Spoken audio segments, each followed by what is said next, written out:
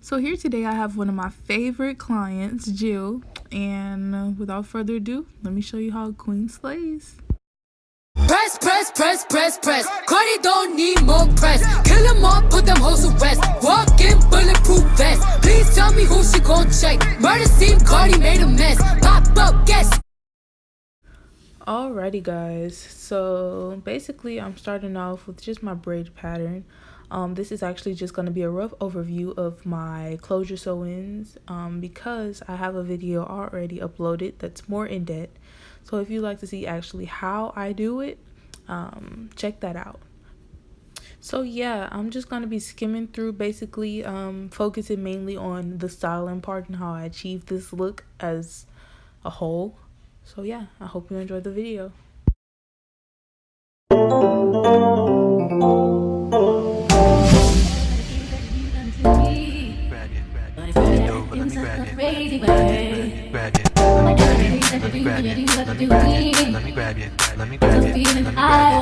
Real Smalls, turn up